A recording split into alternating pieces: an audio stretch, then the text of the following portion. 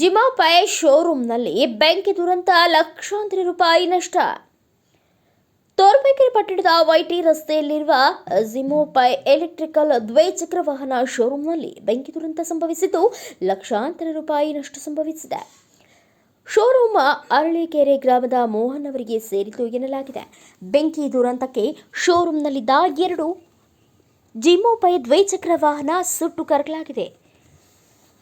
ಅಂಗಡಿಯಲ್ಲಿದ್ದ ಸಾಕಷ್ಟು ದ್ವಿಚಕ್ರ ವಾಹನಗಳಿಗೆ ಬೆಂಕಿಯ ಕಾವು ತಗುಲಿದೆ. ಅಂಗಡಿಯ ಮುಂಭಾಗಿಲ ಬೃಹತ್ ಗಾಜಿನ ಡೋರ್ ಸಿಡಿದಿದೆ. ಕಂಪ್ಯೂಟರ್ ಸೇರಿದಂತೆ ಎಲೆಕ್ಟ್ರಾನಿಕ್ ವಸ್ತುಗಳು ಬೆಂಕಿಯ ಕೆನ್ಗಾವಲಿಗೆ ಭಸ್ಮವಾಗಿದೆ.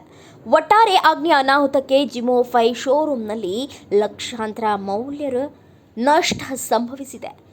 ನಿನ್ನೆ ಸಂಜೆ 6:30ರ ಸುಮಾರಿನಲ್ಲಿ ಜಿಮೋಪೈ ಅಂಗಡಿಯಲ್ಲಿ ಬೆಂಕಿ ಕಾಣಿಸಿಕೊಂಡಿತ್ತು. ಅಕ್ಕಪಕ್ಕದ ಅಂಗಡಿಗಳವರು ಗಾಬರಿಯಿಂದ ಕೂಡಲೇ ಅಗ್ನಿಶಾಮಕ ಸಿಬ್ಬಂದಿಗೆ ಕರೆ ಮಾಡಿದ್ದಾರೆ. ಅಗ್ನಿಶಾಮಕ ಸಿಬ್ಬಂದಿ ಕೂಡಲೇ ಸ್ಥಳಕ್ಕೆ ಧಾವಿಸಿ ಬೆಂಕಿಯನ್ನು ನಂದಿಸಿದ್ದಾರೆ.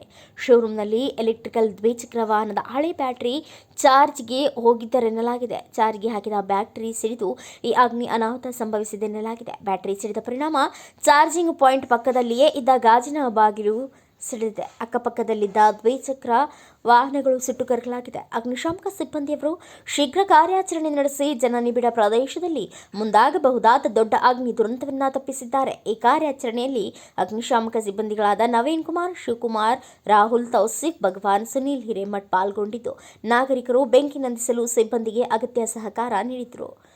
Bureau report Girish K Bhat, Bharat ವೈಭವ ನ್ಯೂಸ್, ತೋರ್ಬೇಕೆರೆ.